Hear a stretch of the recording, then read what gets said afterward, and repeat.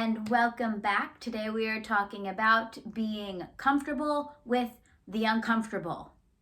And I have just gotten out of the Atlantic Ocean in January. The ocean temperature is about 45 degrees Fahrenheit, and the air temperature was about the same. The sun was out, so that was helpful, but the west wind driving home on my bike was not comfortable. So why the heck would I jump in the Atlantic Ocean? Because it's uncomfortable. And I also know that there's an incredible reward on the other side of that uncomfortable. When we want to grow, when we want to expand, when we want to evolve, we need to get out of our comfort zone.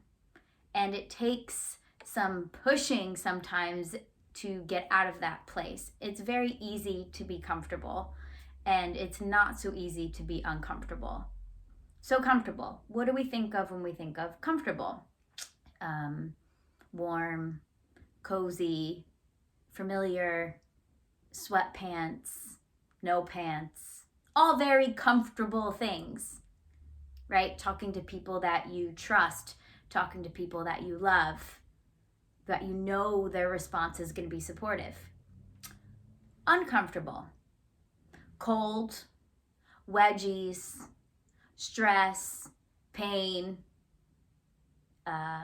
unfriendly people, judgmental people. All of these things are uncomfortable. So we tend to avoid those uncomfortable things and stick with what's comfortable. And sometimes we need to step out of our comfort and get uncomfortable so that we can become the person that we say we want to be. If we say that we want to lose weight, we want to change our job, we want to find that perfect relationship, it's probably not in our daily habits that we're doing right now to help us obtain that goal or that vision. We're going to have to step out of what we're doing every single day regularly, try something new, that's right, do something different in order to make that change. And so for me to jump into the ocean, yes, I know there are great physiological benefits to it, especially since I have a central nervous system autoimmune from all of my concussions and genetics and different things, right? So I've got a ton of inflammation in my brain. So as unappealing as it is to strip down into my bathing suit and run into the ice cold ocean, I know that the more I do that, the less inflammation I will have in my brain, the calmer my nervous system will be, the clearer I'll be able to focus on doing this video and writing an article. So I know that there is growth and there's change and there's success on the other side of that uncomfortable. And that's what continues to allow me to do a bunch of uncomfortable things, because the reward of the change, the evolution that I am very much attuned to in my life of wanting to continue evolve and change comes from these places of super uncomfortable. I travel, and as much as it seems like, wow, she lives this adventurous life and it's so cool for her, she probably loves that. I do, because of the lessons I learned in these new experiences. But as soon as I book my ticket, I'll go to my mom and I'm like, oh crap, I did it again. Because I have no idea what I'm getting myself into. I throw myself into a new country where I don't speak their language and know very little probably about their culture and history. And I go. And I'm like, oh shit.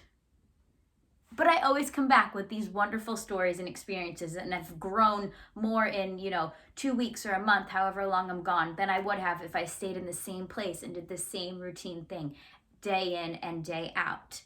So this is where I challenge you to step out of your comfort zone. Do something different. Do something uncomfortable in order to allow change to come into your life. So it's a new year, and maybe you're looking to lose weight, or you're going to find that perfect man or woman this year. What are you going to do differently? What are you going to do that's uncomfortable, but is going to lead to some change, to some result? Well, let's start with breathing, moving, and recovering. Take these 3 aspects. Breathing. We breathe in and out every single day. We know how to do that. You can practice being uncomfortable within the breath Inhale and exhale smoothly. And at the end of about a minute of breathing in and out, at the end of your exhale, just hold your breath. And you might notice that it gets a little uncomfortable. Your body's gonna say, oh my gosh, there's too much carbon dioxide in here. We need more oxygen. Please take a breath. You'll be fine for a little while, right? You know that you're not going to pass out if you hold your breath for about 30 seconds. So give it a try. And you have just now altered your chemistry. You have told your body, no need to freak out. You can hold your breath for a little bit. And then maybe you can try and hold your breath a little longer the next time. And this way you are evolving, you are adapting to this change. Next thing you know, you'll be able to hold your breath for like 45 seconds when maybe you started at 20 seconds. See? You changed because you did something different. Now, movement. We want to push ourselves when we are working out, let's say, because that's how our muscles grow. I want a six-pack, I want bigger muscles. But if you keep doing the same reps and same sets and same weights day in, day out, your body's going to get used to it and you're not going to adapt. You're not going to change. So next time you go to do your workout, or when you're done watching this video, drop down on the ground and start doing push-ups and see how many push-ups you can do until you fall on your face. You're not that far from the ground. If you're worried about falling on your face, put down a pillow. It'll be fine. And I bet you're going to surprise yourself about how many push-ups you can actually do. Don't psych yourself out and say, oh, I can only do 5 push-ups. Well, because then, yeah, your body's going to be like, okay, we're going to do 5 push-ups. And if we do 6, we're probably going to die. No, just keep going. Just keep cranking them out. Be in the moment. Every push-up down, every push-up up. And then we start fresh again. Down and up, down and up. If you set yourself up for a higher limit, for your max, well, you're probably not going to go much further than that because you've just limited it in your mind. Okay, so we breathe, we move, and recover. This is probably the most challenging one to make a change. Recovery. Nutrition. We say that we want to eat well because we know what we put into our body is what is going to allow us to be healthy or not. You are what you eat. Serotonin is made in the gut.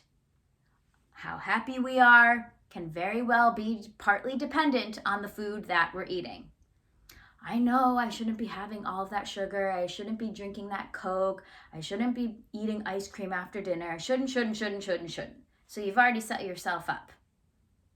But what if? What if then? If you know you shouldn't, then what if you just didn't?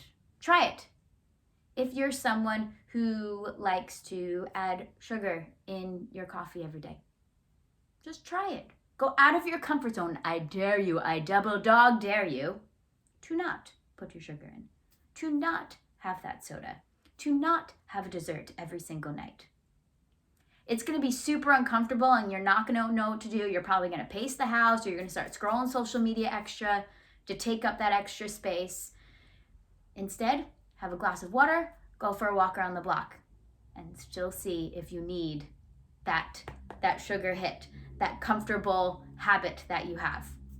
And you still may. And good thing that you have power, this is when we can use our brain power, mind over matter, to say no and don't do it. And over time, you will change, you will adapt, and it won't be as uncomfortable to not do that thing. And now you have just expanded your horizons to be uncomfortable, and it's not so bad. Now, if you have to write that email, if you have to talk to that person, or you want to talk to that person, you are now familiar with being uncomfortable. And so you might just pick up the phone and call. Why? Well, when we do something uncomfortable, it actually releases dopamine. Dopamine is what's going to give you motivation then to do something else uncomfortable and also will improve your mood and make you feel good. Like jumping in the ocean. I got a huge dopamine hit and also adrenaline and noradrenaline were pumping as well. So I am now motivated and clear for the rest of the day because of that thing that was uncomfortable.